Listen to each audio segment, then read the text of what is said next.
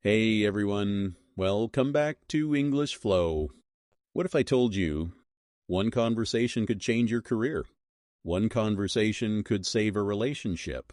One conversation could give you the confidence you've been missing for years. Sounds impossible, right? Well, let me tell you a story. Because sometimes the biggest problem in our lives isn't that we don't have something to say. It's that we're too afraid to say it. And sometimes the person standing between you and a better life isn't your boss, isn't your friend, isn't your competition. It's you. My name is Jason Miller. And today, I want to tell you about a man named Ethan. Ethan was 31 years old. He lived in Seattle, Washington. He had a good job, a nice apartment, good friends, and a lot of ideas. But there was one thing Ethan didn't have: confidence when he spoke, and he didn't realize how much it was costing him. Every morning, Ethan arrived at his office at 8:30. He would sit at his desk, open his laptop, grab his coffee, and start working. He was one of the smartest people on his team, but during meetings, he became almost invisible. One Tuesday morning, his manager asked, "Ethan, what do you think about this idea?" Ethan knew exactly what he thought. He had spent 3 hours working on the problem. He had the answer. He even had the numbers. But suddenly, his heart started beating faster. He looked around the room. Everyone was waiting. Ethan opened his mouth. "Well, I think maybe we could." He stopped. His manager waited. Ethan looked down. "Actually, never mind." "Are you sure?" his manager asked. Ethan nodded. "Yeah." The meeting continued. 5 minutes later, another employee suggested almost exactly the same idea. Everyone loved it. "That's a great idea," the manager said. Ethan sat quietly. He stared at the table. Inside, he was thinking, that was my idea. And that moment hurt. Not because someone else got credit, but because Ethan knew he had stayed silent. Again, that evening, Ethan went home. He threw his jacket on the couch. He opened the refrigerator. Nothing looked interesting. He closed it. Then he laughed. "Great communication skills, Ethan." He was making fun of himself. But underneath the joke, he was frustrated. He sat down and asked himself a difficult question. How many opportunities have I lost because I was afraid to speak?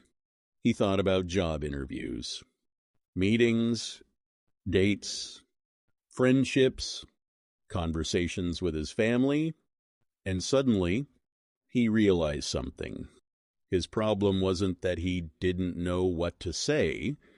His problem was how he didn't trust himself enough to say it. The next morning, Ethan decided to make a change. Not a huge change, just one small change. He would speak once in every meeting, even if it was only one sentence.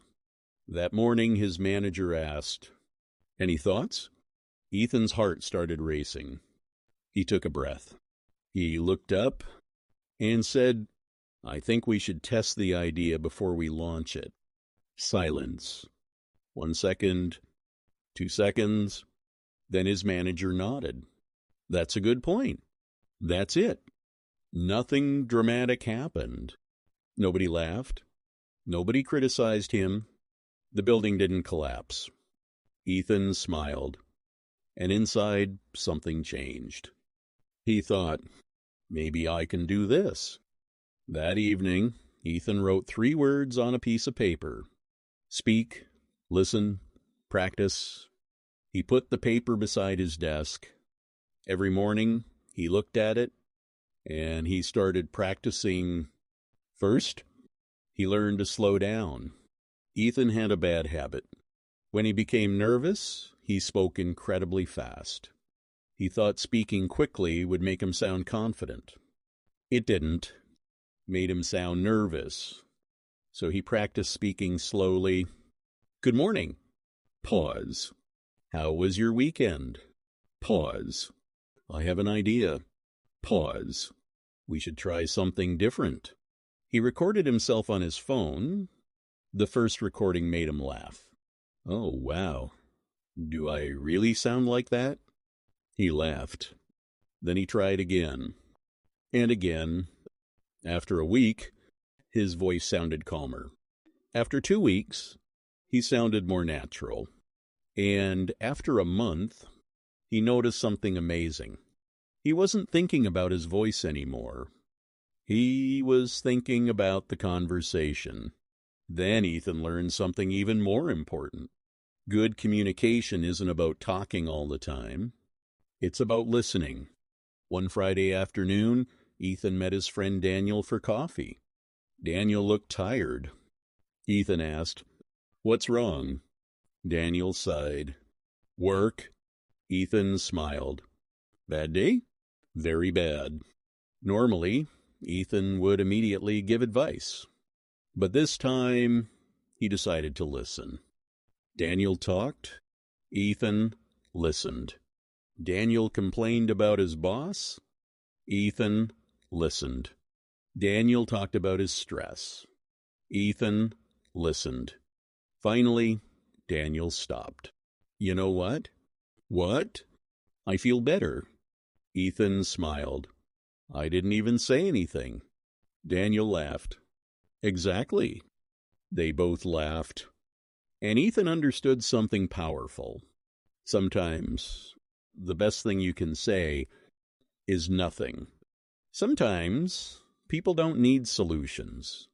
They need someone who will sit with them, listen, and say, "I understand." As the weeks passed, Ethan became better at conversations. But there was still one thing he struggled with: fear of judgment. He was always thinking, what will they think of me? What if they disagree? What if I sound stupid? Then, one day, his coworker Maria said something that changed his perspective. They were walking to lunch when Ethan said, "I wish I didn't care so much about what people think." Maria looked at him. "Why?" "Because I'm always worried I'll say the wrong thing." Maria smiled. "Ethan, can I tell you something?"